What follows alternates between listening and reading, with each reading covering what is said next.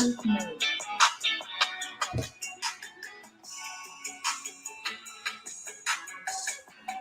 Connected.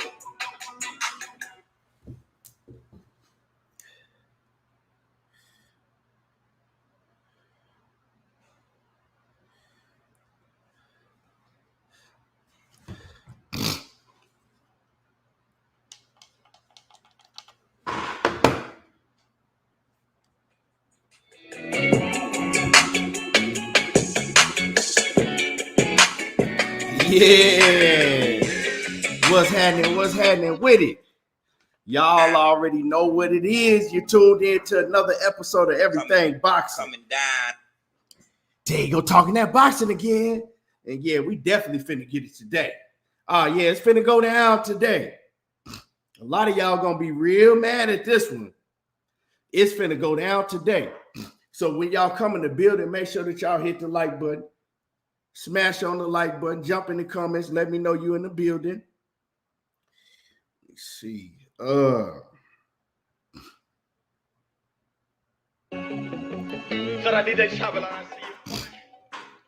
me see who we got in the building. Got my man Johnny Q in the building. What's happening with it? John Kramer in the building. Chef Dre Boog, what's happening with it? Cheese All Out Fitness, what's happening? OTB Boxing School, what's happening with it? OTB Bear 24, what's happening with it? Anthony Johnson in the building. Yeah, like I said, hit that like button as you come in the building. Amon, what's happening with it? Yeah, smash the like button. We definitely gonna cook today. When I tell you it's finna go down today, you know, we gonna expose this dude is a motherfucking liar. It's just, you know what I'm saying, plain and simple. Bud Crawford is a liar. He's a fraud. And that's just what it is, you know? And every time it seems like it gets worse and worse for this dude every week. Every time he open up his mouth.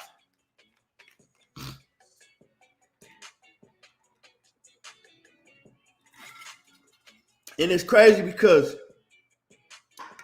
I was a fan of Bud. You know what I'm saying? I had been a fan for Bud from the jump before most of any of these dick riders even knew who Bud was. You know? So I'm not coming from a standpoint of just hating him. You know what I'm saying? It's just enough is enough. You know what I'm saying? Enough is enough. Mike Biggs, what's happening with it? So yeah, I had to come on here. I had to come on here today and expose this clown. But before we get into that, like I said, hit the like button. Because we definitely gonna cook his ass. But let's talk about some other things that was going on in boxing this weekend I didn't get to talk about. You know, let's talk about Montana Love. Let me touch on Montana Love for a minute. Yeah, let's talk about Montana Love for a minute. Now, I've been the one telling everybody for the longest time that Montana Love ain't shit. He ain't shit. You know what I'm saying? And Saturday night proved me right again that Montana Love ain't shit, just like I said he wasn't shit. Hey, Wavy 09, what's happening with it? Yeah, I don't like Montana Love, so you can say call it what you want. I don't like him. I ain't never liked him. And he ain't never been shit.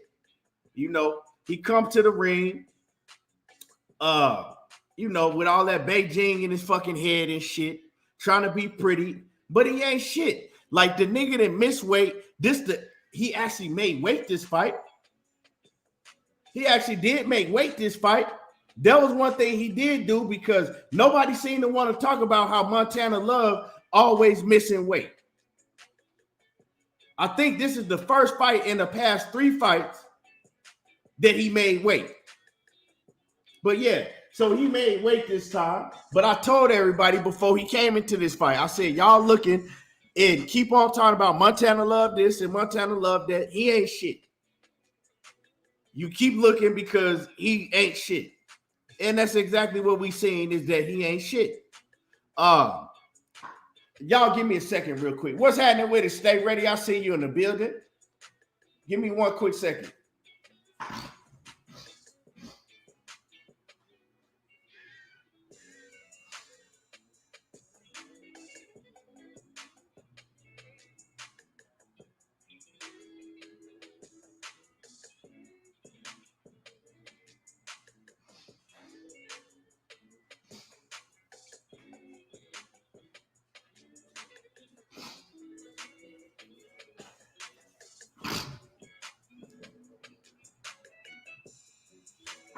All right.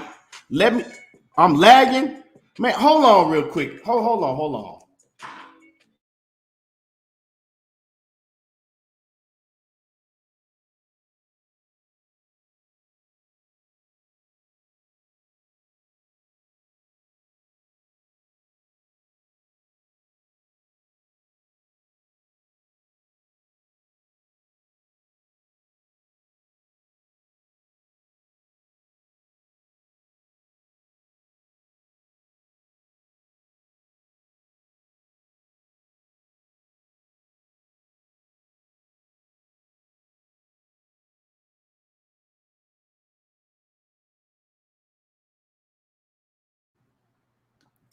Y'all, let me know if I continue to lag.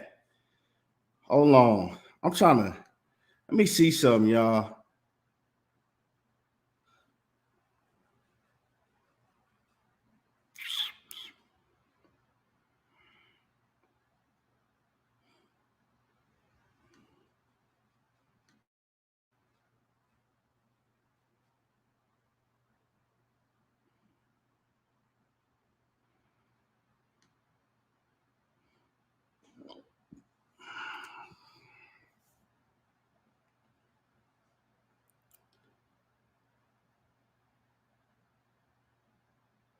Yeah. So let me know if I start lagging. Just type in the comments and let me know if I start lagging. I don't know what the hell going on with this internet.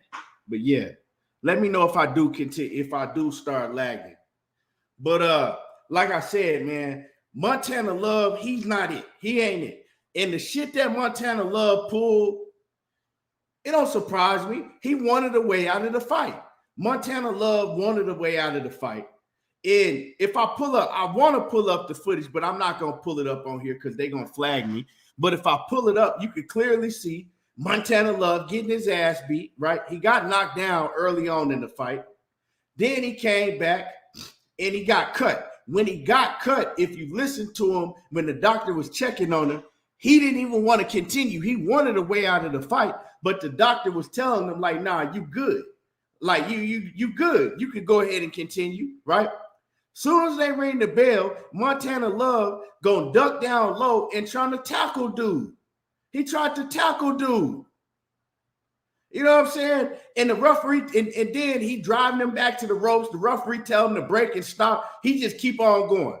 Had his elbow up on the dude's neck and gonna drive him all the way over the ropes. Now, what made me even more pissed off is Montana Love get the line about the situation. Talking about, man, he kept holding. He was holding me. No, nigga, you was holding on him. You grabbed him. He was pressing you. You didn't know what else to do, and you grabbed him and started holding him, and then you start driving him back to the ropes. You was doing all the holding, nigga. You know what I'm saying? And like I said, that dude is trash. He trash. Just like Tank said he was. Tank said he been a bitch. He always is. He been a bitch. Straight up and down. Tank couldn't have said it no more better because he been a bitch. That's just what it is. Now, I hope niggas stop talking to me about Montana Love. Just like I told everybody before, I said Rolly will beat the fuck out of Montana Love. And I'm still saying that to this day. Montana Love ain't shit at all. You know, he ain't disciplined at all. He's scary in the ring. He can't fight like that. He all he do is fight bomb after bomb after bomb. Cherry pick. They cherry picking over there at the zone for him. And now the cherry pick went wrong because Steve Sparks was finna spark his motherfucking ass. You know what I'm saying? Steve Sparks was finna spark his motherfucking ass. They can't even find a cherry for this nigga to beat. Like I said, coming in the ring with all that goddamn Beijing in his head and shit.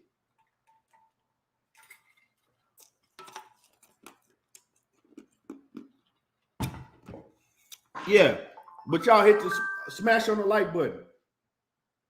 Y'all smash the like button and let me know if my connection is fucking up. Let me know if I'm lagging or anything. Because for some reason recently it's been fucking up. But let me know if my connection all good. You know, let's see who we got in the building. James said it's lagging. That's crazy. I'm gonna have to just turn the camera off then. Hold on.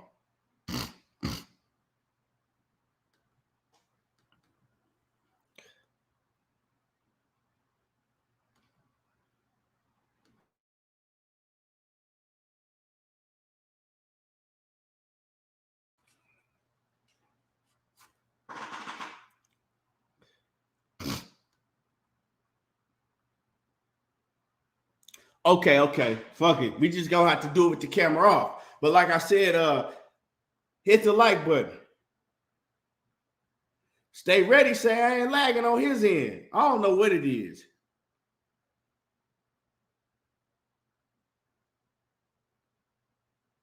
I don't know what it is. You know what I'm saying? Hey, stay ready, say y'all YouTube tripping because I ain't lagging on his end. Yeah, I don't know what the fuck it is. But see, stay ready. My last live I did, everybody kept telling me I was lagging too. Let me check in on the YouTube and see if I'm lagging on my end. Let me see. Let me check in. Let me turn this YouTube on my shit and see if I'm lagging.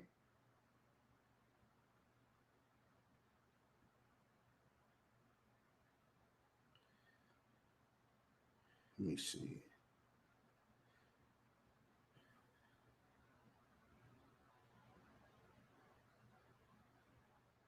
Oh, yeah, it's way behind. Yeah, it's way behind.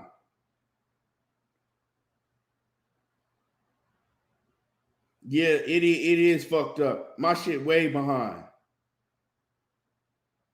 I think it's YouTube though. Cause hold on, let me turn this camera off. Yeah, it's way behind. I think it's YouTube really. Hold on.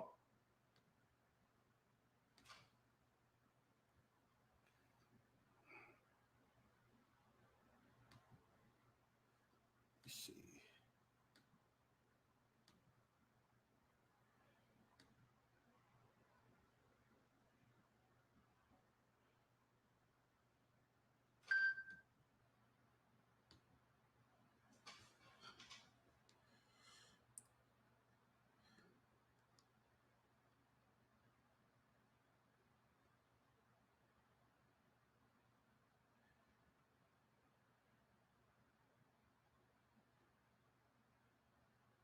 Am I lagging now?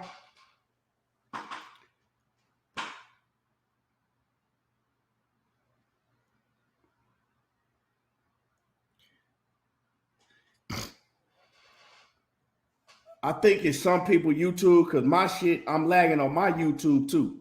Let me know if I'm lagging now, y'all. Let me know if I'm lagging now. He said I'm good. But yeah, y'all smash the like button. Who else we had this weekend? Janabek, right? Janabek, he fought a cherry pick. You know what I'm saying? He fought a cherry pick. And he didn't look like no monster to me. Janabek didn't look like no monster to me. You know, I know my man Knockout. He loved them European dudes that get a lot of knockouts. Knockout, he loved them European cats. You know what I'm saying? He want to name everybody a monster. Always talking about some goddamn Janabek this and Janabek that. Right? But He ain't look like no goddamn monster to me. And now, right, I bet Boo Boo is pissed off at himself that he ducked him. Because that's what happened. Boo Boo ducked him because he thought he was a monster too. Now I bet Boo Boo is pissed off that he ducked that man because Janabek ain't no goddamn monster. Now I ain't saying that he ain't not a good fighter, that he can't fight, but he ain't no monster. They was trying to make him like the next coming of goddamn Gennady Golovkin when they was trying to tell everybody he was a monster.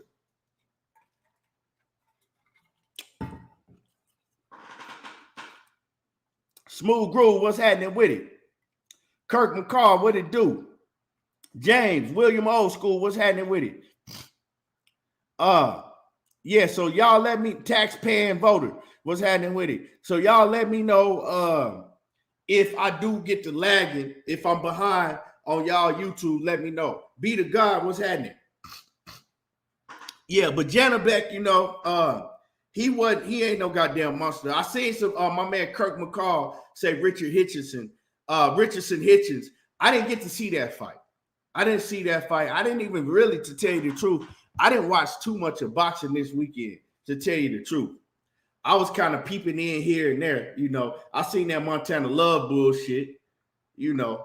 I seen the Janabek. I seen most of his fight, but he didn't look impressive to me at all. I got to go back and watch the full fight, but he wasn't looking impressive. And from what I heard, people saying that, hey, you know, that fight was hella close. That fight was hella close with Janabek. And he was fighting a goddamn nobody, a fighter that nobody knew, you know? But as far as Montana Love, man, I don't ever, like, real talk, I wouldn't give a fuck if I never saw Montana Love fight again. He ain't gonna fight nobody. They not finna put him in the ring with nobody good because every time they give him a chance, this the second cherry pick opponent that was beating his ass. The second cherry pick opponent that they gave Montana Love that was beating his ass. So yeah, man, Montana Love ain't shit. Janabek ain't the boogeyman. And Jamal Charlo need to come back. I don't know what the fuck Jamal Charlo doing. My man, and shout out to KQKC. He did an interview last night. If y'all didn't see it, he did an interview with Ronnie Shields. And KQKC asked Ronnie, like, what's up with Jamal? And he was like, shit. All I can tell you is Jamal is out right now. Jamal is out right now. Hopefully, you know, he fights sometime next year in 2023. He didn't have no information on Jamal. It's just like Jamal is out right now. So hopefully, you know, Jamal get his shit together, but I don't know, man. I don't know. At least you got Jamel holding shit down, because Jamal ain't really holding shit down at all. Not when it come to boxing. And the longer he sit out, the further he's getting left behind. He got the belt. I don't know.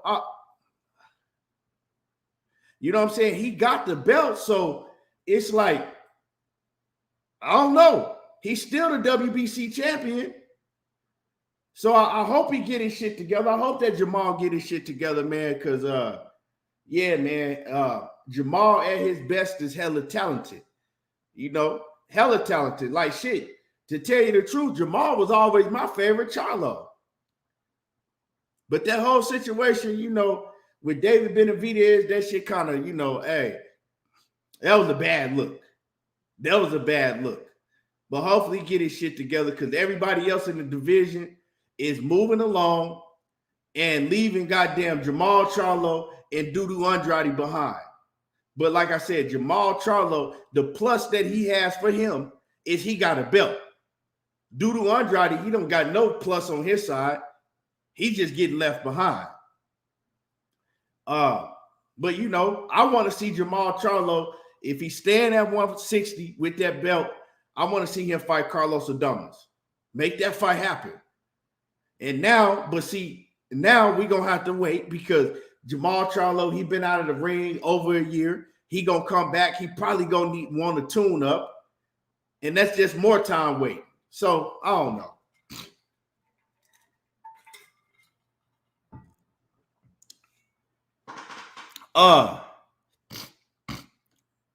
Stay ready. Okay, I got you. Mac World Media. What's happening with it? Salute. And y'all hit the like button. Y'all come in, hit the like button.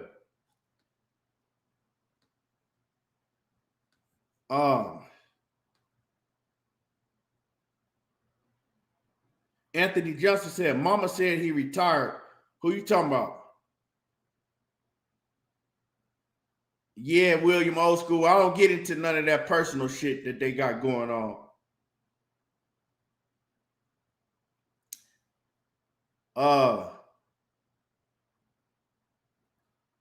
Am I lagging?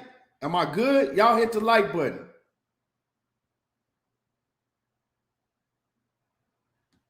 Y'all smash on the like button.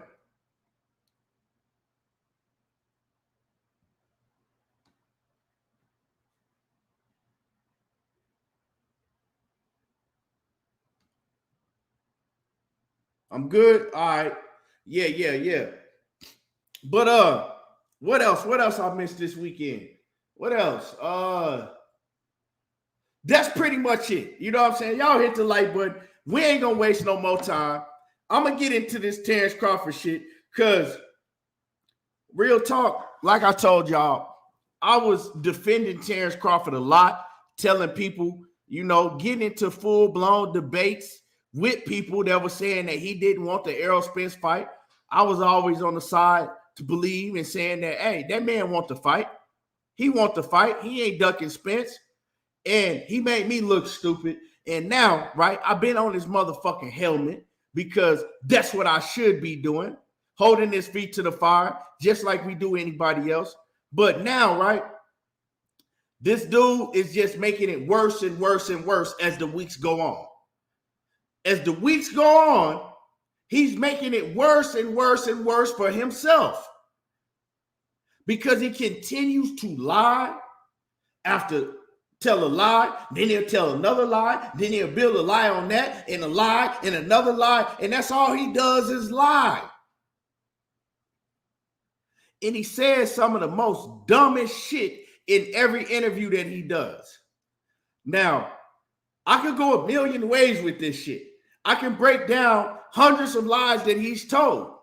But for right now, what I'm going to do is we're going to go over this interview that he did with Kate, right? He did a new interview with Kate.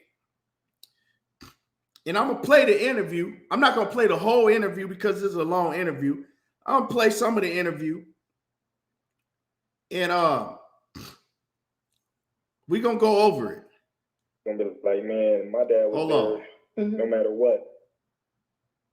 First, when you look at Terence Crawford legacy compared to Errol and be transparent, that was it. I feel like that's the place you can get. So before I even get to that, right? I made a video, right? Because he's done a few interviews, right? Terence Crawford has done a few interviews. Now, I made a video about the lies that he's been telling just recently, right? Now, he went on Max Kellerman, and he told Max Kellerman that PBC and Al Heyman refused to give him transparency. That's what he told Max Kellerman. Now, this guy, he never tells the same story. Each time he talks, it's a different story, right? We know that Al Heyman and the PBC agreed to give him transparency. He told Max that everything was just kept, you know, moving. Basically, everything was stagnant because they didn't want to agree to give him transparency, which was a lie. If that was the case, why didn't he say that in his original interview that they didn't agree to give him transparency? When Errol Spence came out and said, look, we agreed to give this nigga everything. Everything he asked for, we agreed to. He asked for transparency. We agreed to give him transparency. Now, furthermore, if you didn't see the video I put out, or if your attention span is very short and you didn't watch the full video, I give you an update, right? But for the full video, just go watch the video that I've just put out, right? But check this out. So he lies to Max Kellerman and says that they didn't agree to give him transparency. It's what he said to Max Kellerman. Complete lie, because when Errol Spence came on Twitter, when they were going back and forth, and Errol Spence said that we agreed to give you transparency. It's in the contract. If I'm lying, post it. Post and show everybody if I'm lying. He never refuted that. He never refuted that they actually agreed to give him transparency. But he gets on Max Kellerman's show and says, yeah, you're absolutely right. They didn't agree to give me transparency, which is a fucking lie, right? Also, right here, let me get this. Let's say Travion Crawford. Travion Crawford, his own nephew, exposed his ass. Wasn't trying to expose him, but you know, you get to arguing and you get to debating, and Travion Crawford got to talking a little bit too much. And he says, laugh out loud. Why y'all think it took so long? Because Bud ain't taking no disrespect contract. Bud got exactly what he want. You know? That's his nephew. He with his nephew all the time. If you see Bud, you see his nephew. Nephew got in an argument, a little debate, and straight out told whoever he was debating with, my uncle got everything he asked for. He got everything he wanted. Now, also,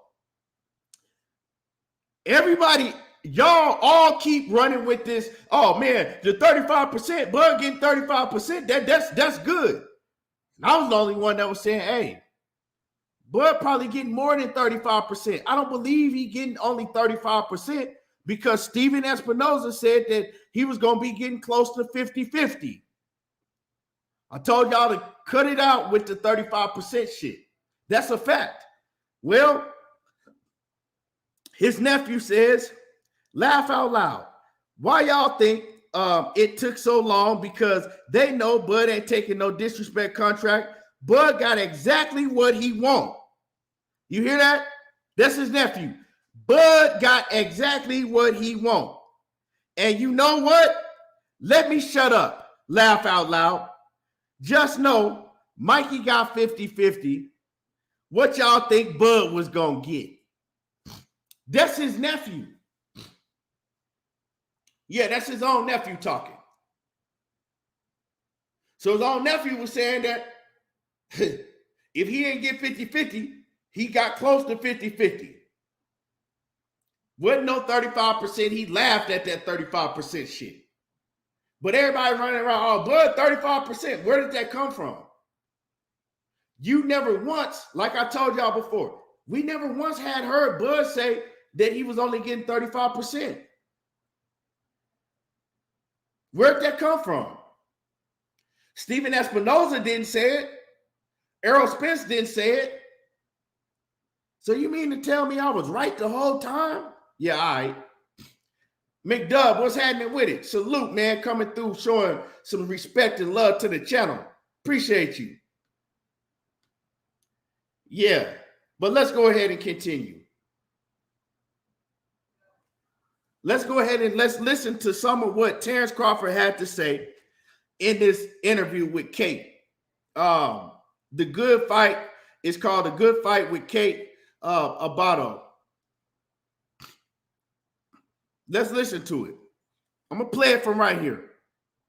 Get to with PBC? I feel like if the fight, you know, is the fight that they want to have and they want to please the fans and they want to make things right, of course it can happen. Of course. So, wait, hold on. He said he feels that the fight can happen if PBC and Errol Spence, if that's the fight that they want to make to happen and they want to, but you never said nothing about you want. She asked you, do you want the fight? She asked Terence Crawford, do he want the fight? He didn't say, I want to fight. He says, yeah, I feel the fight can happen if they really want to fight. No, nigga, she asked you, did you want to fight? You can't speak for them on their behalf. She's asking you a simple question. Do you believe the fight can happen? Do you want to fight? But you can't answer that because you don't want to fight. See, the answer that he gave should let everybody know that he wants them, right, to basically kiss his fucking ass and beg and plead for him to let the fight happen. He wants them to beg and plead him. He wants Errol Spence to beg and plead him, please fight me, because he don't really want to fight. He's on some nana boo-boo shit. He's on some, well, I don't believe I could beat Errol Spence, but at least he can never say that he was undisputed at 147 because I'm going to make sure that don't happen. And I'm going to prove to you what I'm saying is absolutely right. And y'all will hear that basically out of his own mouth later on in this interview. Now, let me go ahead and play the interview. So I think the question that comes up with that fight not happening, right, is legacy. Legacy is always such a big word in boxing. What legacy do you think you've earned right now? And is it where you want it to be? Of course. Of course. When you look at Terence Crawford legacy compared to Errol Spence legacy, hey, and I don't mean to throw shade on the brother. I'm just speaking facts.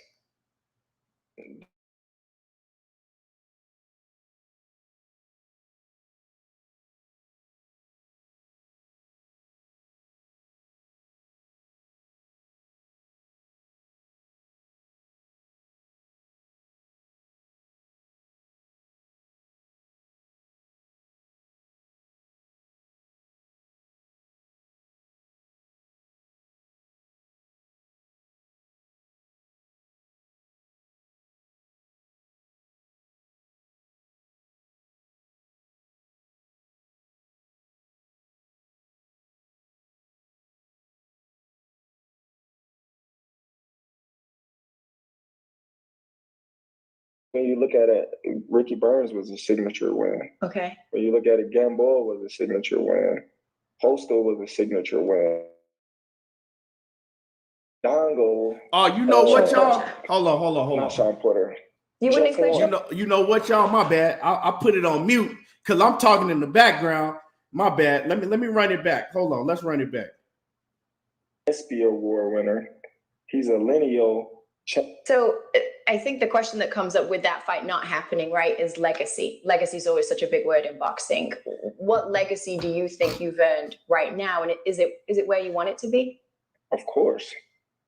Of course. When you look at Terence Crawford legacy compared to Errol Spence legacy, and I don't mean to throw shade on the brother. I'm just speaking facts. They can say whatever they want. They can hate and say, oh, well, he fought this guy, he fought that guy. They can say whatever they want. Crawford legacy, you're going to say 3-weight world champion. He's an undisputed world champion. He's a fighter of the year, ESPY award winner. He's a lineal champion in 2 different weight classes. You know, he's undefeated, and he never had a close fight boxing career. I think what people often look for is a signature win. Do you feel like you have a signature win? I got multiple signatures of wins. Which ones are they for you? When you look at it, Ricky Burns was a signature win. Okay. When you look at it, Gamboa was a signature win.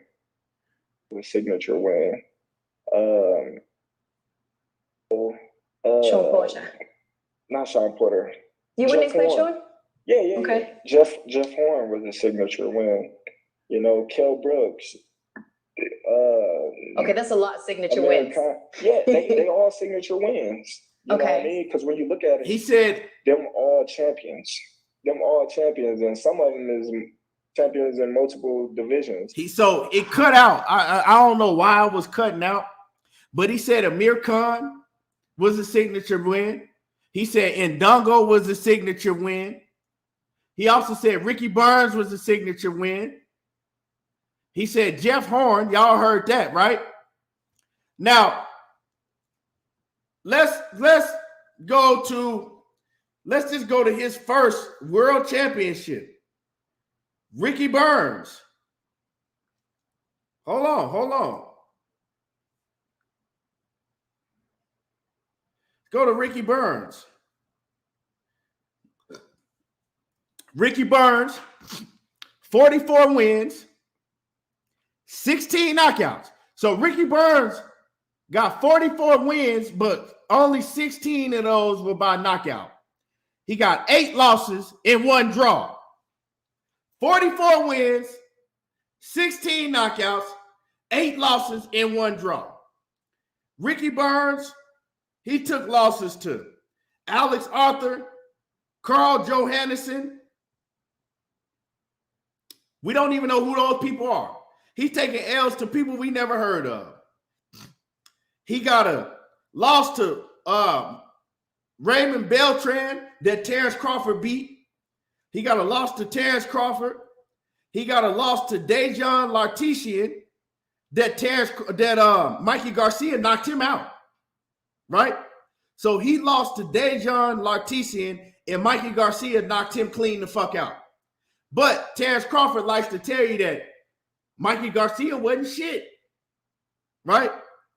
So if Mikey Garcia wasn't shit, but Mikey Garcia knocked out the guy that you said is one of your biggest signature wins on your resume in Ricky Burns, well then what the fuck is Ricky Burns? What is Ricky Burns then? Let's go ahead and continue. He lost to Omar Figueroa Jr. Yeah, that Omar Figueroa, the one that drink all the time. He lost to Julius. Oh, shit. Ricky Burns lost to Julius Ndongo. Yeah. Julius Ndongo beat Ricky Burns. He also lost to Anthony Corolla. Remember BFTV telling y'all Toyota Corolla? Remember the same Corolla that Lomachenko stopped? Where Ricky Burns lost to him. Yeah, Ricky Burns lost to the same Toyota Anthony Corolla that Lomachenko stopped. And he lost to Lee Selby. So, Terence Crawford's own words, Ricky Burns was the first name that he mentioned was his signature win. Ricky Burns, right? And this is the same man that tells you that Errol Spence's legacy and resume can't hold a candle to what he's done in the sport.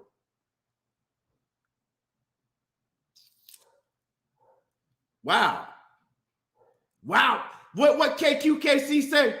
Wow.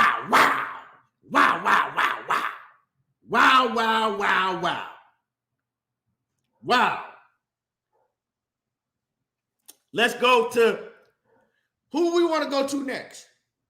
Julius Ndongo. Let's go to Julius Ndongo.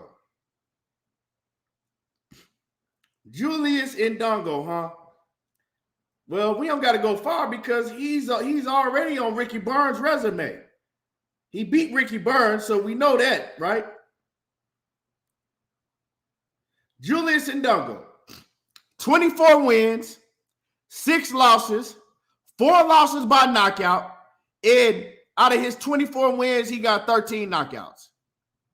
This is Julius Ndongo. So Julius Ndongo, he says this is one of his signature wins on his resume.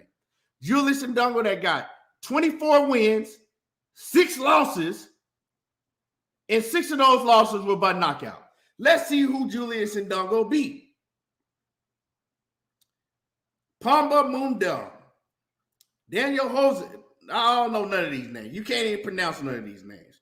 I'll stop on Julius Ndongo's resume when we find out somebody that we know who he is. Okay, Ricky Burns. We know who Ricky Burns is. He beat Ricky Burns. The same Ricky Burns, once again, that Terence Crawford tells you that was so great, that was one of his biggest signature wins on his resume. Then after he beat Ricky Burns, his first notable opponent that anybody knows who he is, he fought Terence Crawford, and that's who Terence Crawford fought for all of the belts. Yeah. That's who Terence Crawford fought for all of the belts. Because Ricky Burns, when he fought, because Julius Ndongo, when he got a chance to fight Ricky Burns, he picked up some vacant titles. So he won the WBA, the IBO, and the IBF title. Fought Terence Crawford, and bam, Terence Crawford became undisputed by fighting Julius Ndongo. After that, Julius Ndongo got knocked out in the second round by Regis Prograis. He lasted 2 rounds. The beginning of the second round, he got knocked out by Regis Prograis. His very next fight, that's Julius Ndongo. Then he went on to get Julius Ndongo then went on to get TKO'd by Danir Yazunov. Got TKO'd his next fight by Hassan Markayu. Lost his next fight from Chris Jenkins. So after he fought Terence Crawford, he fought 1, 2, 3, 4, 5, 6. He fought 6 times and lost 5 out of those 6 times. Yeah. Let me say that again. After Terence Crawford beat Julius Ndongo went on to fight 6 times and lost 5 out of those 6 fights. But that is one of the signature wins that Terence Crawford named on his resume. That was a signature win, right? Let's go ahead and continue.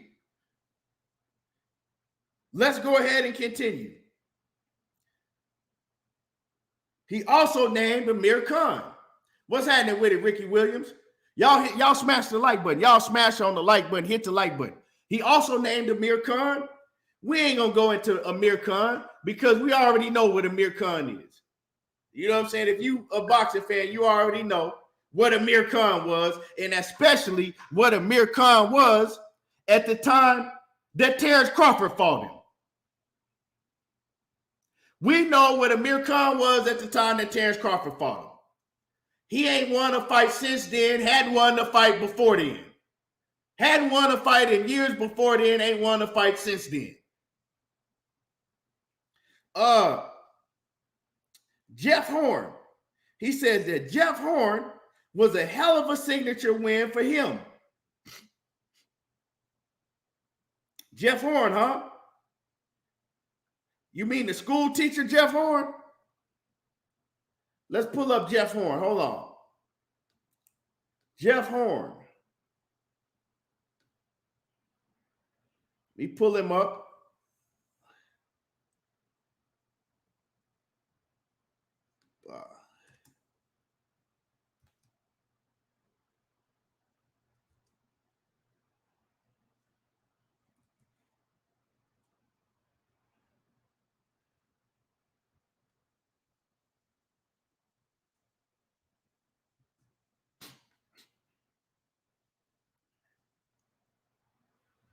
Jeff Horn, 20 wins,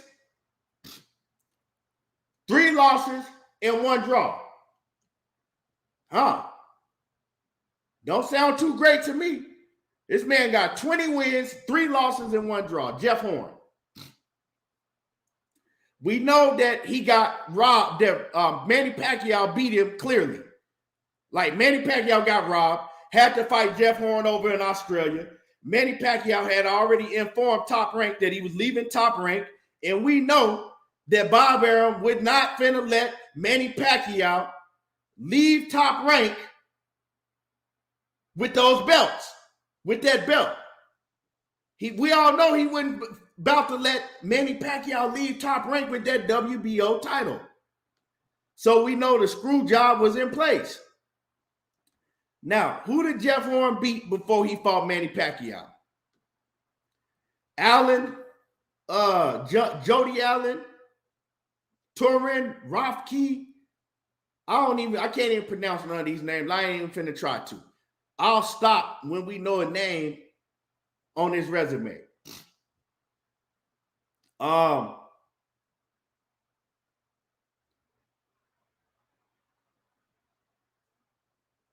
Exhibition. Hold on. He fought Randall Bailey, who was old as hell at that time. We ain't gonna count that. Ali Funker, trash. And he fought Manny Pacquiao, right? We stop at Manny Pacquiao. We already know what happened then. Then he fought Gary Cochran. Who the fuck is he? Right? Then he fought Terence Crawford. And got knocked, and Terence Crawford stopped him. And Jeff Horn is a school teacher. A fucking school teacher. His last fight, Jeff Horn got knocked out by Tim Tszyu. We all know that Jeff Horn ain't shit. I don't even got to go over Jeff Horn's resume. Right? So, plain and simple, is Terence Crawford is full of shit. He's full of shit. But let's go ahead and continue to listen to what he has to say now that I broke down all of those so-called signature wins that he has. And he named, who else did he name? Basically, this nigga named everybody he beat on his resume as a signature win. That's how delusional this nigga is. Right? But let's go ahead and listen to whatever else he had to say. So when you look at what they did in the sport of boxing, then you look at it and be like, man, look at all the things that they accomplished for the boxing, and I beat them. Initial win in my eyes. Okay, so I didn't want to make this into a comparison with you and Errol, but you kind of did, right? So if you're going to pick Errol's signature wins, which one would you pick? Errol's signature wins, I would say. I don't know why I keep cutting out. Hold on. Let me cut this off. Power off. So, Brooke. Hold on. Sean Porter. You're going to put Mikey Garcia and Danny Garcia and Ugas. Pretty much. So basically those more recent fights. Even though Danny Garcia never won a significant fight at 147, he didn't beat nobody. He lost to everybody.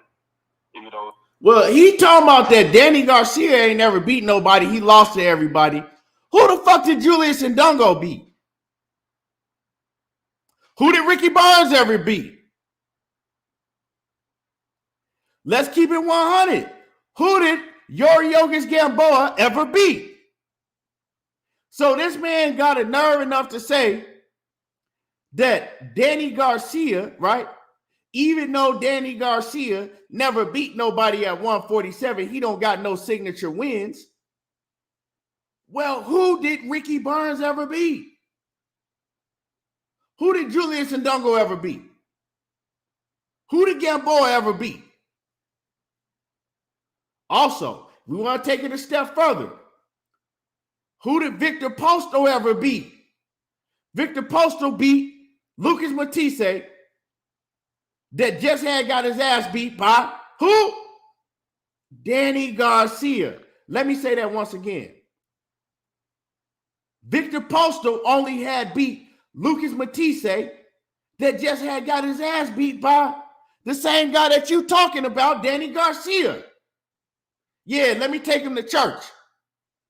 Let me take y'all to church. Yeah, this nigga's a fraud. Hold on.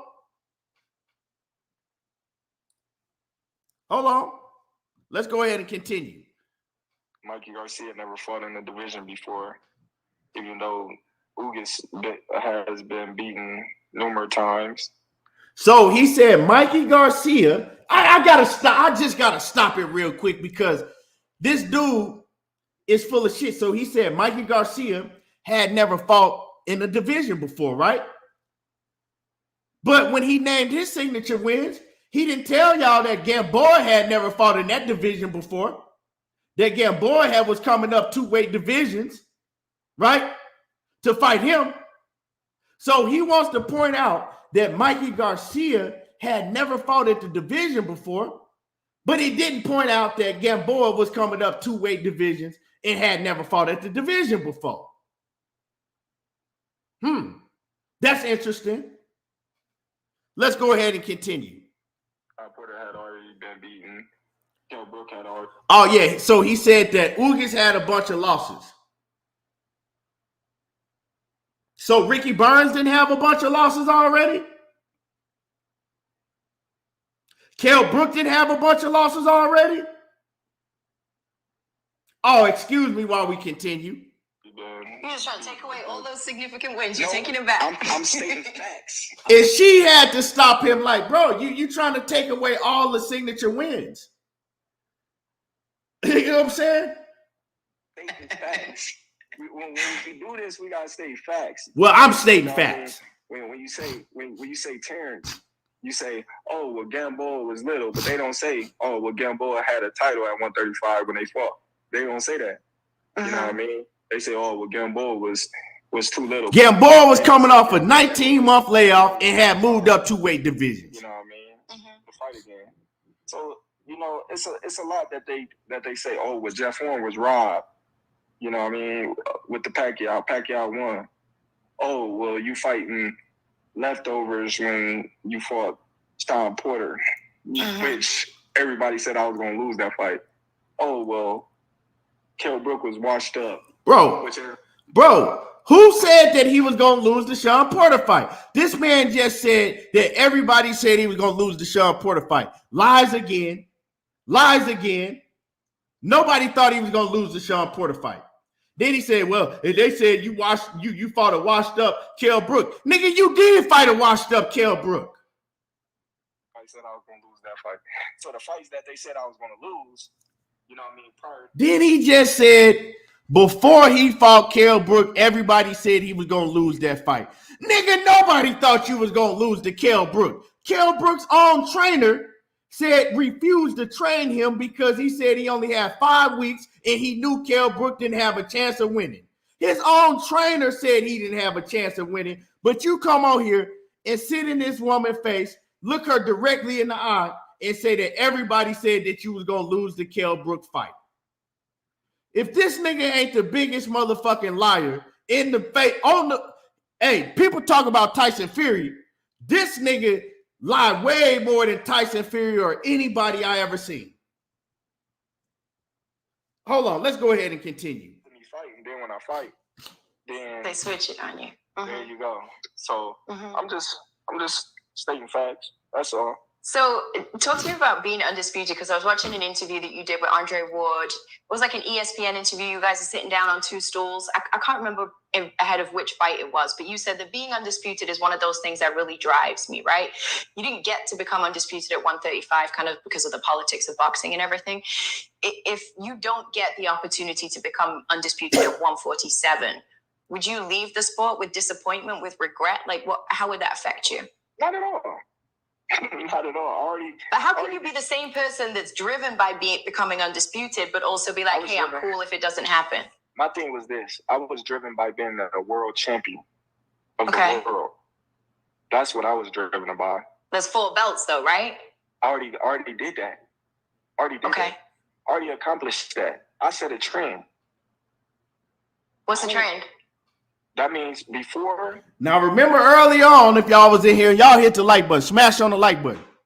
Remember earlier on, I said that he don't feel that he can beat Errol Spence, right? His only thing now is that he's on some nana boo-boo shit, right? Keeping Errol Spence from being undisputed. You feel me? He like, oh, well, I got the WBO belt and he needs this last belt to be undisputed, but he can't have it. This right here proves that he's on some jealous ass envy shit when it comes to Errol Spence. His whole thing is to keep Errol Spence from becoming undisputed by not fighting him. Listen to what he's saying. He don't even want to be undisputed. He's talking about, oh, I don't need to be undisputed. I've already been undisputed. Listen to what this dude say. Terence Crawford, when was the last undisputed champion? I don't know. You tell me. Come on now. No. You tell me. Let me run it back a little bit. you did with Andre Ward. It was like an ESPN interview. You guys are sitting down on two stools. I can't remember ahead of which fight it was, but you said that being undisputed is one of those things that really drives me, right? You didn't get to become undisputed at 135 kind of because of the politics of boxing and everything. If you don't get the opportunity to become undisputed at 147, would you leave the sport with disappointment, with regret? Like, how would that affect you? Not at all. Not at all. But how can you be the same person that's driven by becoming undisputed, but also be like, hey, I'm cool if it doesn't happen? My thing was this. I was driven by being a world champion of the world. That's what I was driven by. There's 4 belts, though, right? I already did that. That. Already accomplished that. I set a trend. What's the trend? That means before Terence Crawford, when was the last undisputed champion? I don't know. You tell me. Come on now. No. You tell me. Jermaine Taylor now. Okay. Okay, so when you look at the time span of the 4-belt era, from Jermaine Taylor, Terence Crawford want to be undisputed. Boom. Once Terence Crawford became undisputed, everybody wanted to become undisputed. So this nigga just sit up here. This is how full of this himself he is. This nigga just sat up here and said nobody wanted to be undisputed until Terence Crawford became undisputed. This nigga said that he is a trendsetter for everybody wanting to become undisputed. Really? He just sat up here and said nobody in boxing cared about becoming undisputed until Terence Crawford became undisputed. He set the trend. Wow. KQKC. What KQ say? Wow. Brandon House, I see you. Y'all hit the like button. Quit hating and sitting in the background and shit and hit the like button. I know a lot of y'all want to hit the thumbs down. Hit the thumbs down. You know what I'm saying? You're mad. I got a lot of these niggas in here mad, biting the blood out the bottom of their lip right now.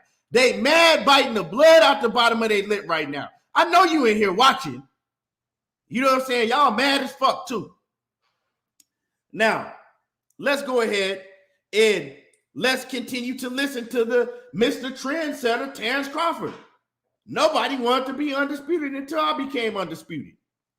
But it's funny because I remember hearing Errol Spence way back in the day say, hey, I want all the scraps. I ain't leaving 147 until I get all the scraps. Hold on. Nobody screaming, I want to be undisputed until Terence Crawford became undisputed. Right or wrong? I don't know, man. That's hard for me to say. I'm gonna have you. You gonna have to do your history. You gonna have to do your. You know. Okay, but so if you saw the value in it, no, she can't say that, nigga, because you're lying. Homework. Why don't you care about it now? I already did it. I already accomplished it. So you feel like doing it in one division is enough for you? I never said that. I never said doing it in one division because it haven't been done in 2 divisions. That's why I wanted to do it in 2 divisions. Okay. But what I'm telling you is, if I leave the sport and not being able to accomplish becoming undisputed at 147, it doesn't hinder me or make me feel in any way because I already did it before. I know how it feels because I already was undisputed before. Errol Spence, he don't know what it feels like to have all the belts on him. He don't know what it feels like to be the only champion in the division. He doesn't know what it feels like. A lot of that's the 99 boo-boo shit. Oh, I got the belt. He'll never know what it feels like to be undisputed at 147 because he can't get it from me. Ha ha ha. I ain't gonna fight you. This nigga's a motherfucking hater for real. That's what he is. I've been telling y'all this for years. He jealous. He's envious of Errol Spence. You want my spot, Flash? Well, you can't have my spot. Looking ass nigga. Fighters don't know what it feels like. Fighters in a Hall of Fame. What does it feel like? Listen, you the head honcho.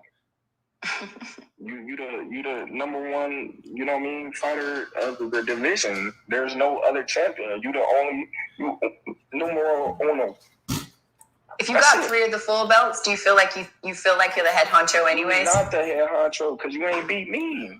Okay. Come on now, you don't got the Ring Magazine champion. You don't got the WBO. Come on now. Listen. How long you been in boxing? In America, like 3 years. No, all together. Why are you worried about how long she been covering boxing for? What the fuck did that got to do with anything that y'all are talking about? Well, how long you been in boxing? Because first, he wants the nigga to agree with her. And she's like, well, I can't say that. I can't agree. Well, you need to do your research. You need to do this. And how long you been in? Nigga, shut your bitch ass up. This nigga's a weirdo. I used to do it for Sky in the UK as well, but I only did a few fights over there before I moved over here. So ask yourself, what's the number 1 belt? Well, people would say the lineal champ, right? The Ring Magazine belt. But different people feel differently, right? You asked Evan Haney, he doesn't give it any value. He's lying. If he say he don't give the lineal belt any value, that's a lie. So you remember when Tyson Fury fought Deontay Wilder? And like the first fight, Tyson Fury was talking about being the lineal champ, and Deontay Wilder was like, what the heck does that even mean? Like, it didn't even mean anything to him. I feel like there's people in boxing who don't even care about it. So check this out. Tyson Fury beat the man, right? Yes, agree. Which was Klitschko, right? Mm-hmm. Okay, so Klitschko had the lineal title. Tyson Fury beat him, right? So that made him become the lineal champion. All the other belts don't mean nothing because he beat the man. That beat the man. So he's the man right now.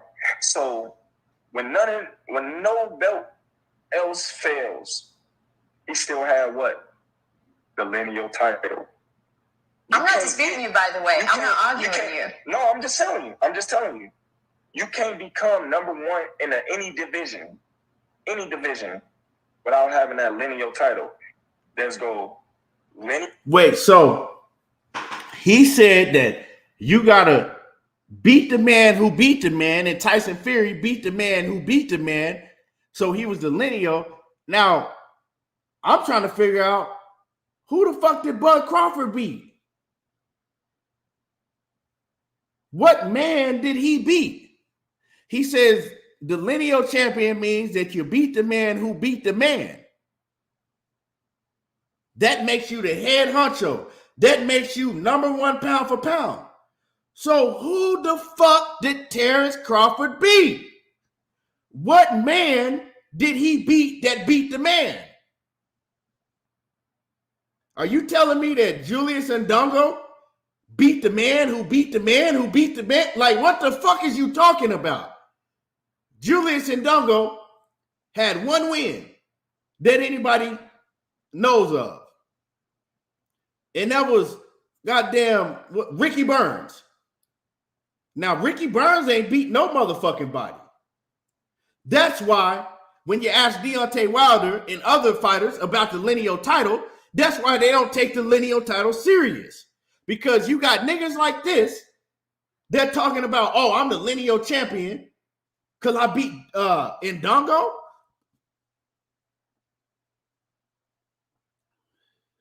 Come on, man. Go champion. There goes 1, 2, 3, 4, 5, 6, 7. On down. When you look at it, if that mug say vacant, you can't call yourself number 1 in the division because it's vacant. That belt overrides all the other belts. Why you think it's free? You the people champ. You the champ. We're gonna give you a free belt. You earned this. All the other belts you gotta pay for. So this is one thing that always confuses me in boxing, right? Is the argument between like legacy and getting paid. Because I feel like fans, we always expect boxers. Well, I see people saying Manny Pacquiao. Manny Pacquiao never beat the man. Floyd Mayweather was the man, and Manny Pacquiao never beat him. Manny Pacquiao was never undisputed at 147. Make it make sense. For people who say Manny Pacquiao was never undisputed at 147. He never even got past Floyd Mayweather.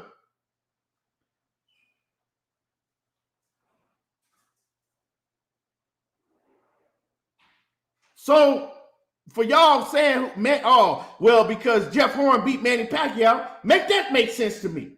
Who was the man that Manny Pacquiao beat at 147 pounds? Because last time I checked, Floyd Mayweather was the man. And when they fought, he lost to Floyd Mayweather.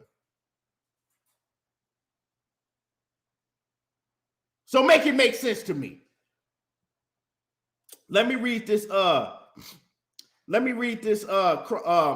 super chat. My man Crunk Juice in the building. He says, I seriously believe Bud will not fight EJ. This isn't about upfront money with Bud.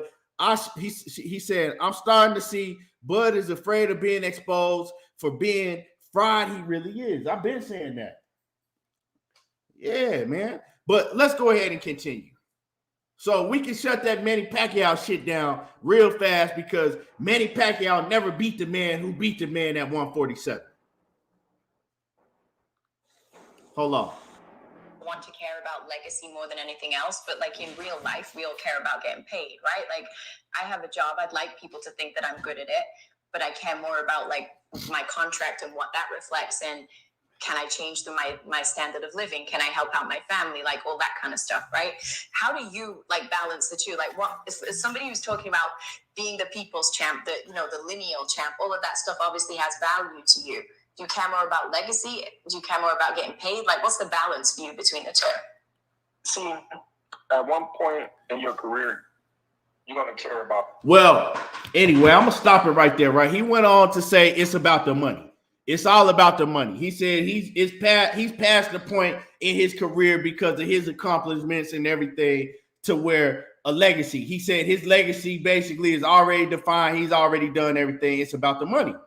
But this the same guy that said that it wasn't about the money. He just wanted to beat Errol Spence to show that he was better than Errol Spence. Then they got in negotiations and it was about the money. Yeah, okay. Plain and simple, he doesn't stay consistent with anything he says. Nothing that this man says, every time he opens up his mouth, he contradicts himself. Every time he opens up his mouth, he lies. Every time he opens up his mouth, he shows the fans more and more why he ducked Errol Spence. And that he's going to continue to duck Errol Spence. Like my man Ricky Williams said, he is a consistent duck. That's it. And we see his whole purpose now is to fuck with Errol Spence's head, to dangle that goddamn WBO belt in front of his face on some nah boo-boo shit. You can't have it because I'm not going to fight you unless you do everything I say. And I still might not fight you because I don't want you to be undisputed. You don't know how it feels to be undisputed. Nah, boo-boo, I know how it feels to be undisputed and Errol Spence don't. If that ain't a jealous ass nigga, I don't know what is. He is the most jealous nigga I've ever seen in the sport of boxing. He is. Just plain and simple. I'm going to drop some links. I'm gonna drop the link. I'm gonna let a few of y'all get up here. You know what I'm saying? I ain't gonna let her. I'm gonna let a few of y'all that I fuck with get up here or that's been on the panel before. Cause I don't have that long today, but I know some of y'all want to cook on this. I mean, I could go on myself about this shit for hours and hours. Real talk. I mean, I can expose him any way that y'all can fucking think of. But I think I've been doing that. I want to hear what some of y'all, take his on, like my man Ricky Williams. And, like I said, I dropped the link. The link is in the chat. Go ahead and, grab the link if y'all want to cook on this. And, yeah. And y'all hit the like button. Y'all get the likes up. You know what I'm saying? Make sure that you get the likes up.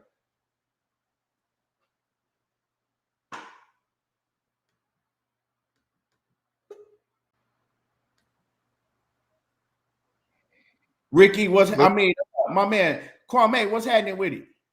Chilling, man. What's good with you? Oh man, everything all good, man. I'm sick of this nigga, bro. Like I really don't like this nigga now. And you know, I was always like, damn, Kwame, you going too hard on Bud, man. Bud this and Bud that. Nah, man. I see where you coming from now, bro. My man, Black Preacher, sports fan, says, am I lagging, Kwame, or am I good? No, you good. Okay. My man, Black Preacher, sports fan, Caleb says, do everybody realize that Bud didn't move to 140 until Danny Garcia moved to 147, and Danny was the top 140 when he moved up. Bud been a duck of a serious challenge. He been a duck of a serious challenge. Yeah, bro, he's never wanted to fight top level competition. And I don't even believe in, like dude saying, I don't believe he wanted to fight Danny at 140 because, you know, they already had history at 140. In the Olympics. I mean, not the Olympics, the amateurs. The amateurs, yeah. In the amateurs. They already had history. Danny had beat him. He had beat Danny. But that's a fight that you stand a chance of losing. Yep. G5 say Bud think he dropping bombs, but bombing himself consistently. Right. Shit crazy, man. This shit is wild, bro. Man, I know you was in here, Kwame, man. What you think about all that shit, bro? Man, I mean, this is self-explanatory, bro. I mean, it's like if this shit went to court, all the evidence is damning towards this dude. You know, there's nothing here that he could defend. I mean, his nephew exposed. See, that message from his nephew was while they was negotiating. That wasn't like something he just put out. That's why they was negotiating. So it shows that he was the holdup in the negotiations. It shows that he was the holdup. I think it might be all right. What's up, Ricky?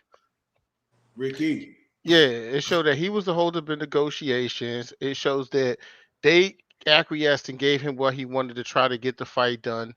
And this guy went and did some dirty shit and went to BLK Prime. And I said this from the beginning. This dude, especially Bomac, they've been jealous of Errol Spence from the moment they moved up to 147. They wanted the notoriety Spence had, and they just was never able to achieve it. And they bad mouthed him. They made him look like he was scared while they was the Chihuahua barking on the other side of the fence. And as soon as the fence got taken out of the way and it was time to rumble, we see who tucked their tail. You know, this guy sitting around saying a whole bunch of asinine stuff about who signature wins, right? And you talk about BLK making good fights. Well, his camp is the same. You notice how he didn't state Lamont Peterson was a signature win for Errol Spence, but who did Lamont Peterson walk down and take the vacant WBA regular title from before he fought Errol Spence? David Avocado. So this guy is sitting up fighting a guy that Lamont Peterson walked down before he lost to Errol Spence, and these guys were starting to say that Lamont Peterson was old. So, you know, these guys just survive off narratives. They don't have any substance to what they're doing. We don't know what this guy's skills look like against the elite. You know, we know what his skills look like against Rudy Poos, but we don't know. I mean, and we'll give Sean Porter his credit. We'll give him the credit for Sean Porter, but we don't know what his skills look like against someone where he actually has a chance of losing. And it's just sad, bro. Just to watch him go out like this. You know, he said the time is now. He's jumping straight into this fight. You know, for undisputed and all this, and now he's getting on the mic saying some other shit because he went and tucked his tail and went in the other direction. It's pitiful, and he keeps harping off of he a trendsetter and he did this and he did that at 140. Bro, you beat Julius and Dongo. I mean, that's who you beat. You didn't. I mean, the accomplishment is what it is. But again, you fought a Rudy Poo to do it, and if he's okay with that and his legacy, that his legacy defining moment in his career, his transcendent moment was against Julius Ndongo, well, that tell you everything you need to know about his mentality as a fighter. This guy could have easily, people say, oh, why is he couldn't fight Boots? This guy was negotiating with Showtime and Al Heyman. Even if Al Heyman is not, if Boots ain't signed to Al Heyman, Boots is signed to Showtime. Every time we heard a report about negotiations, it wasn't from Al, it was from Steven Espinoza. He talking about he his own boss. Why couldn't he have get if I think people would have respected him more if he stated, "Oh, you know what? The negotiation with Spence is no good, and they trying to fuck me or whatever his terminology was for that. I'm gonna go fight a young, hungry lion. I'm gonna move on with my career because they don't want to make the fight." But the telltale was this dude when he released his statement about fighting David Avenesian. He stated he's looking forward to going back and doing business with the PBC and making the Spence fight happen. So that tell you everything you need to know, man. This guy wanted a tune-up. He's a duck. He's a fraud. And I'm disgusted with him, to be quite honest. He ain't never gonna pound the town in the world. Also, y'all, if you listen to the interview that he did with Max Kellerman, when he flat out, like I said earlier, when he flat out lied and said that they refused to give him transparency, so things were just dragging on. And then, we told him that we was out. He said, yeah. So then we was like, okay, well, we out, we going elsewhere. And then we started hearing back from BLK Prime, but he stopped himself. He said, then we start hearing back from them, and then he stopped himself, right? So he clearly let you know that he was approaching BLK Prime like, what y'all got for me? Y'all got anything yet? Because he said out of his own mouth. Then we started hearing back from them. You got to listen to what he says. Then we started hearing back from them. So you was reaching out to them the whole time. All right. You know what I'm saying? Ricky, man, what you got on this? Can you hear me, bro? Yeah, we can hear you. What's up, Kwame? What's up, going Keith? on, Ricky? Man, it's everything. Y'all know, man. Look, this dude, this ain't got nothing to do with jealous. This dude's scared, bro. I'm getting sick and tired of y'all acting like this dude ego big enough. His ego so big, he fighting a bum. Listen to what y'all saying. His ego so big, he fighting a bum. This dude's scared of EJ, bro. They can't know what it is, man. They can't know what it is, but let's examine it. Let's examine the interviews, though. Right? Y'all gonna have to bear with me. I'm doing laundry, too. So, this the thing, right? This nigga Bud is the Al Bundy of boxing, bro. He the Al Bundy of boxing. Right now, he's a fucking shoe salesman. He a fucking shoe salesman trying to sell to everybody to drink, what he did back in high school and shit. Oh, at 140, I did this. At 140, I did that. Errol can never say he did that, even though you fighting at 147, dog. I mean, am I off, or is he not a welterweight? Facts. Right? So let's examine. He said, in the same breath, y'all, that they rolled out the red carpet for him. Now he ain't top rank. With top rank. Oh, everything's great. They rolled out the red carpet for me. Now that I ain't with top rank. But they're trying to fuck you, right? 2, your nephew said, ain't no way in the world Bud would go get no not guaranteed split. But then you get on TV and say they didn't give you nothing. Right? You say you agreed to everything, but you won't even release the draft. Now let me break this down to y'all. You know what a draft is?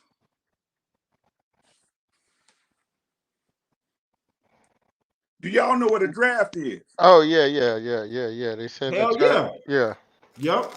Exactly. Right? If you agreed to everything, wouldn't you have a contract? Right. I'm going to say it again for y'all people in the back that keep believing this bullshit he's telling y'all. If you agreed to everything, wouldn't there have been an official contract already? Yep. Talk to him, Ricky. I took everything they was going to give me. I knew I was getting fucked, but I was cool with it, right? But you don't have no contract. A contract is sent once you, because, again, Errol and PBC and Showtime are the one presenting you with the offer, correct? Correct. So wouldn't they be the one to send you a contract? When you go buy a car, doesn't the dealership give you a contract once you guys accept the terms? Facts. When you go get a mortgage and on your closing, don't they give you the contract once you accept the terms of the deal? Facts. Not a term sheet, a contract. So the very lie that he telling y'all, the very thing he telling y'all that this all supposed to stem off of is a goddamn lie in the first place. The truth of the matter is, it's not his ego, it's not his pride, it's not jealousy. They know, his camp know. Okay. Bowman, so in his interview, he said, he beat Ugas, who got 3 losses, but your own trainer and manager said that Ugas was a silent killer. Bomac said that Ugas was the guy that everyone at the PBC was running from. Ain't that what he said, Kwame? Yep. That's what he said. They're sitting and hoping that EJ runs into something so they can do exactly what they doing. Like he said, nanny, nanny, boo, boo. We told y'all he wasn't what he was, but really that's what they're doing. Do y'all know that the only active champ this dude fought at 147 was Jeff Horn? Let that marinate with y'all for a little bit. Sad. The only active champ he fought at 147 was Jeff Horn. Y'all keep giving this dude, he's Al Bundy, bro. Y'all keep giving this dude excuse after excuse after excuse and giving him props for some shit he done in a weight class he's no longer in. And the only person y'all do this for is Bud. Ain't nobody sitting up there trying to ride Canelo bullshit when he go up to 175 and you get your ass whooped by the ball. You at 175, dog. This ain't about no pride. This ain't about no ego. This is about 2 things: fear and money. Fear and money. He's scared because as soon as he get in there with EJ, that money train gonna stop. He'd rather hustle y'all 5 million at a time, 6 million at a time, 4 million at a time, than get his ass and fight bums, then get his ass in there with EJ and get his shit tore out the frame for double digits. And this is not something I'm making up. This is not something I'm pulling out my ass. This is what Bud Crawford, my apologies, Terry Crawford, soft ass Terry Crawford, you wash your dishes with his ass, is doing. And if y'all want it, if this is what y'all call a champion, if this is what y'all looking forward to from fighters like Shakur and goddamn Keyshawn Davis, y'all can have it. This the motherfucker who destroying boxing. All he do is project on the people what the fuck he's doing. He's the one who's destroying boxing. Bum ass nigga. He a whole bitch out in these streets. That's all I got, Key. Man, I feel you. I don't fuck with him. Period. Like I said, I was, Ricky, I used to debate with you, get into it with you about, man, nah, he want to fight. Y'all going too hard on Crawford. But we see what it is now. I was wrong. We see what it is. Dude, whole character is flawed. You know what I'm saying? Dude, whole character is flawed. Jones Lee said, I think it's a 50-50 fight. Why you so disrespectful? Ain't nobody disrespectful, bro. You hearing this shit from Terence Crawford on mouth. You know what I'm saying? Most of us thought it was a 50-50 fight until he started moving like a bitch. I was saying the same. Jones Lee says, I'm an Errol fan, but I don't think he's scared. Well, I was saying the same shit. Ricky, was I not saying the same shit? Yes, sir. I was saying those exact same words you were saying for Come the on, Rick. longest of time. Come on, Rick. They ain't scared. You know what I'm saying? He ain't scared, bro. Terry, they just want to be treated fairly. Da da da da. All this other shit. No, man. You can treat this nigga fair. I was saying the same shit, but right. But when it's in your face, you can't continue to deny this shit. Errol Spence got 3 belts and he was gonna let Bud come out second. Do y'all understand what that's saying? Yep. He don't care. He just want to fight. That don't matter. The only person who wanted this fight was Errol. Bud never wanted this fight. The only reason Bud started saying Errol's name is because we said it, bruh. And it's crazy because every time you hear Terence Crawford do an interview now, he tells you everything, but let's make the fight. Facts. He tells you everything, but let's make the fight. He's giving you a million excuses why the fight won't happen and why the fight shouldn't happen. And then telling you, well, I don't need it. Because I was already undisputed. I don't need it. And I don't need this. And my legacy is cemented and this and that. He don't want to fight. He doesn't want to fight. And it doesn't matter what Errol Spence does. I hope he sees this shit, right? Because it don't matter what you do, Errol Spence. You cannot make him fight you. He's telling y'all, oh, BLK Prime is the new wave and this, and that. Bro, ain't nobody going to no motherfucking BLK Prime and fighting you. But the same level of opposition that you fight on December the 10th. Motherfuckers like David, I've been sneezing. Key, I remember when just maybe about a month ago, you did a live stream and you got a phone call about the negotiations and heard that it was true about Terence Crawford not getting a guarantee. And you was on here stating, I don't care, whatever, that shit's fucked up. Right. You know what I'm saying? That shit is wrong. You know what I'm saying? To turn around and find out Errol Spence wasn't getting the guarantee. Yeah, either. But see, what they didn't tell me is that Errol Spence wasn't getting no goddamn guarantee neither, right? Yeah. And I'm going to tell you, I'm not going to tell you who called me and told me that, right?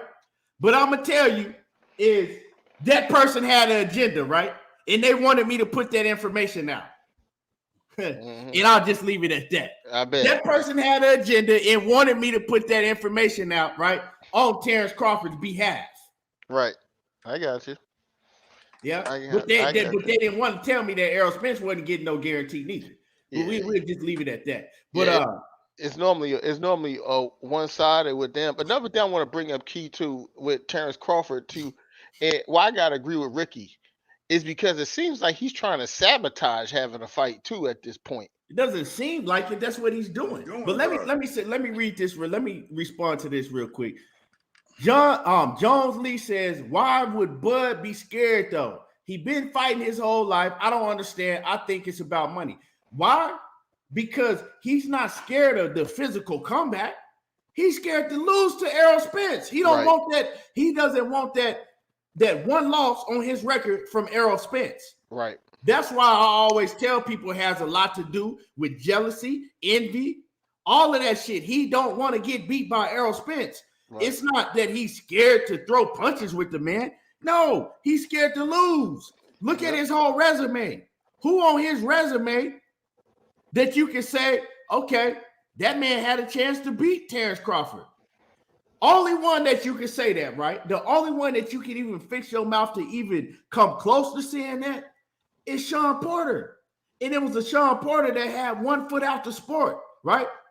Sean Porter was the only one. And why did he fight Sean Porter?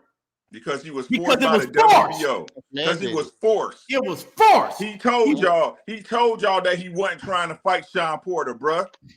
He was forced to fight Sean Porter. The WBO had to they had to activate a rule so they could pay Sean Porter fairly because they was trying to lowball him to get out the fucking fight, bro. And y'all act like y'all don't see this shit. Y'all goofy as fuck. John Lee, if he hadn't fought Sean Porter, they was gonna strip him of that goddamn WBO title. So he didn't have no choice. Without the WBO title, he can't now boo-boo Errol Spence no more. And if he ain't had the WBO belt, he'd be irrelevant. Irrelevant. If he didn't have a WBO belt, no one would care. That's just the fact. If he didn't have a WBO belt, Errol wouldn't care. The only reason Errol after his ass because he wants to be undisputed. And y'all telling me this man talking about my legacy is cemented, who could possibly be undisputed, the first undisputed man, the only man to do undisputed in 2 weight classes in the modern day era. And he telling, oh, you know what? If it happened, it happened. He don't even say that shit no more. He don't even want to do it. He don't want to fight, bruh. This fight is never happening. Y'all keep dreaming and hoping about this next year shit. Y'all keep listening to these other people who think they know what's going on, bro. This fight's not happening. Nah. So Jones Lee, you said, I think Boots will beat both of them, and they both ducking him, though, but I don't think they ducking each other. But okay, let me ask you this. That's your problem. How is Errol Spence ducking Boots? How are you sitting here saying Errol Spence is ducking Boots when Errol Spence is trying to get undisputed? He's been going after belt after belt after belt. Now, if anybody was ducking Boots, right? If you want to say Terence Crawford is ducking Boots, well, he had an open invitation, right, to fight somebody. While Errol Spence was fighting for another belt, Jordanis Ugas, and Bud didn't have nothing to do. Facts. He could have fought Boots. Facts. Now, right? Then he skipped over fighting Boots. He didn't want to fight him. Now he claims that he was getting done so dirty. He was looking for another opponent. Well, Boots was free again, and he could have fought Boots then. So if you want to say, or if you want to make a case that Terence Crawford is ducking Boots, well, you got a case. But you cannot make no case telling me that Errol Spence is ducking Boots. Now you're just saying shit.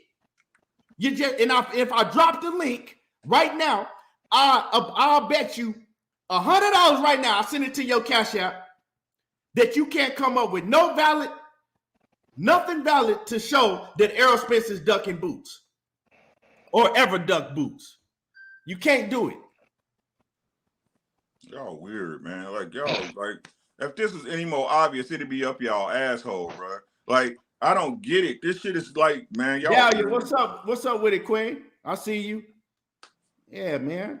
She crazy, bro. Tell me something, Key. Who do you know in the history of boxing who, after the negotiations happen and they allegedly want to go back and make a fight, comes out and leaks about everything that's going on in negotiations, right? Tells that this man's mother is sick to the public. You know, tell that the Errol Spence got a fire stick. Like, bro, what the fuck is wrong with this dude, bro? Let me get this dude real quick because you typing, but I told you I dropped the link, right? That's what you don't want. Now, this is how ignorant you sound right here. And I hate to call you, I'm not calling you ignorant, but you sounding hella ignorant. Because I don't know you. So I don't know if you're ignorant or not, but I know you sound hella ignorant right now. You says Boots did call Spence out, bro, and did they fight? Didn't I just tell this motherfucker that Errol Spence fought Ugas because he going for all the belts? I didn't just say that, bro. So you mean to tell me that because Boots called for Errol Spence is supposed to skip over Ugas, say, nah, you know what? I don't want that third strap. I'm going to go fight Ugas just cuz. I'm going to go fight Jerron Boots Ennis just cuz. Who does that? But this the same dude, John Lee, he just said that he was a big Errol Spence fan. Nigga, you niggas expose yourself when you get to talking, right? When a motherfucker lying and then they get to talking too much, they're gonna expose themselves real fast. Just let them talk and they're gonna expose themselves. No, you an Errol Spence hater and trying to come, oh man, but I'm an Errol. They always say that shit. Y'all notice how they always say that shit? Oh man, but I'm a big Errol Spence fan, but man, come on, right? Bro. You exposing yourself just like Terence Crawford exposing himself all the time, every time he talk. Like, oh, well, he ducking Boots because Boots called him out. And did they fight yet? Hey, nigga, what? Make it make sense. Oh, shit. Oh, man. Make this shit make sense, man.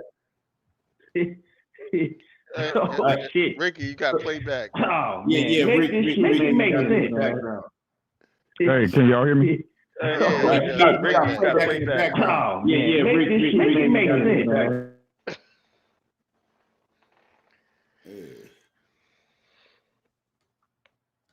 Yeah, it's crazy. Okay, I got y'all. That's better. Yeah, that's better. Yeah, you good. Yeah, so, man.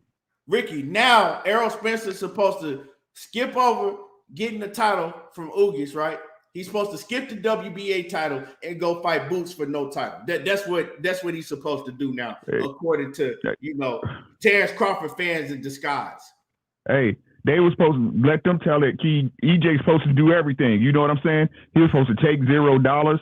He was supposed to make sure Bud got a place to stay. He was supposed to make sure that Bernie got some New Balances and shit.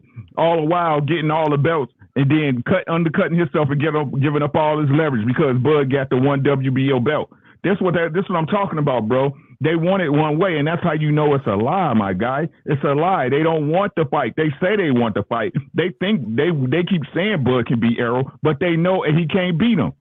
They know he can't beat him, bro. Because the point is, if it was, y'all wouldn't be taking up for the excuses he got. He told y'all man told y'all it was full speed ahead when he left Top Rank. And he gave y'all David Avenesian. He told y'all in the same breath right now. On this interview you just did, again, great work on that video, Keith. Appreciate it. On this video, he just said, I'm straight. I ain't got to worry about the money. So with that being said, I ain't got to pick this fight. But on the video, when he called himself exposing EJ on Instagram, he said, y'all mad at me for getting a bag? He's a fucking liar, bro. And if you believe him, you a liar too. I don't give a fuck what y'all say. Y'all niggas the one who keep exposing y'allselves. Y'all soft stuff. Y'all baby duty, bro. Because this sport ain't got nothing to do with nobody, bro. We supposed to be fans of the best fight. And y'all keep capping for this nigga when he robbed us of the best fight in the welterweight division. He robbed us from the very, very best fight, bro. Nobody else. Sorry, not sorry. Fact, Sheena. This nigga is selling tickets on Groupon. And y'all sitting up there talking about this dude the best fighter in the world. Y'all need to shut the fuck up, bro. Y'all don't love boxing. Y'all love Bud nuts.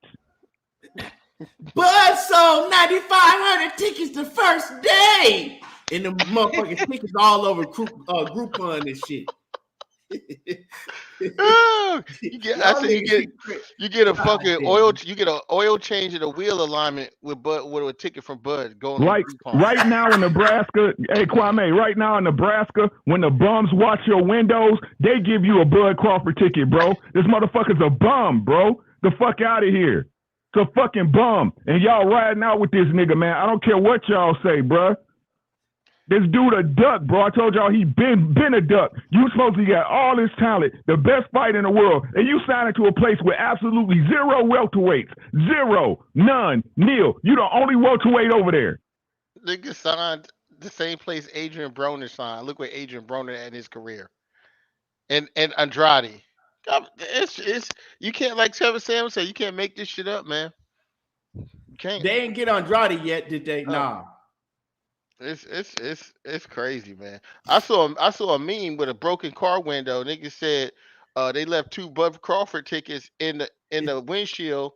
Yeah, I saw that. A motherfucker put another 4 in there for them. They didn't even want they 4. They broke it to get them tickets shit, up. Bro. I see. Y'all, it's just weird to me how BOK Prime is not a house of fighters who've been doing bad business all their goddamn life in the sport and shit. Demetri Andre, who walked away a fight from Charlo and then think he's supposed to get back at the table. Adrian Broner, who then fucked up more relationships in boxing than you fuck bitches. And Bud Crawford, who been moving stupid since the day he got into the game.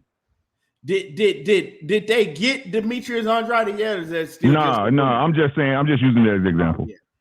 He might as well go over there. Don't nobody else want to fuck with his ass. Facts. You know what I'm saying? He don't want, man. But yeah, man. Let me see. My man, Mac World Media says he was mad at the interviewer. Drop me a link. Man, I had put it in the joint earlier. I dropped the link for y'all to get up here. Now I'm finna wrap it up. I'm finna wrap it up right now in a minute. I got somewhere I gotta be. KG, he says, man, send Karate Body a link or block this goofy. I didn't even see what he was saying, bro. We gonna get on this again tomorrow. Like I said, you know, I don't got that much time today, you know, but we definitely gonna get on this shit tomorrow. Somebody said I saw on Blues Live BLK got Andrade too. That shit cool, but who they gonna fight? Like I said, man, a bunch of bad business deals going array under one umbrella, bro. Y'all gonna see this shit, bro. Like I said, let me say this before I go. Key, I did a video the other day, a little 3-minute video, right? Bud claimed on the first, because it wasn't an interview, his first statement on IG Live that he didn't know Daniel Kinahan from a can of paint, right? Right. This guy is injecting himself into my business deals. Al told him that he has a contract and all this other shit, right? You go to the next, you go to Barbershop Conversations, and Bob Arum tells Fred that Bud sent an email to him saying him and Daniel Kinahan are partners, and the assumption the assumption that Bob said is that that Bud wasn't in charge of the lawsuit, that it was Daniel Kinahan who souped it up. So then it's weird how the lawsuit disappeared now that Daniel Kinahan on the run, ain't it? Right. But like I said, he's a habitual liar. He's a compulsive liar. Oh, I don't even basically sit up there and say he don't even know who Daniel Kinahan is really. You know what I'm saying? Basically, that's what he said. But sent goddamn Bob Arum a letter saying this is who my new representative is. This is who I'm working with now. Come on, man. Bob ain't got no reason to lie. He ain't got no reason to lie. Not in that situation. The fact is, Key, Bob been telling the truth about Bud since day one. Yeah. But see, when everybody was going at Bob Arum, when Bud put out that lawsuit, you remember, Ricky, I said, nah, this nigga can't fucking claim that racism shit now. And I was on his helmet about that shit.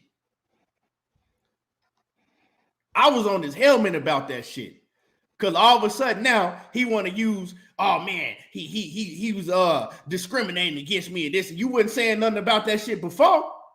Was taking them checks and smiling, my guy. Right. Fuck out of here, bro. My man Christopher Schaefer says, salute to y'all, brothers. Ricky, get out of my head, bro. You saying a lot of stuff I'm thinking. And salute to my man Christopher Schaefer. But yeah, man, y'all smash the like button. Y'all make sure that y'all smash the like button before we get up out of here. You know, like I said, I can't be on here that long today. I got to wrap it up. But make sure that y'all smash the like button. Oh, this will be continued.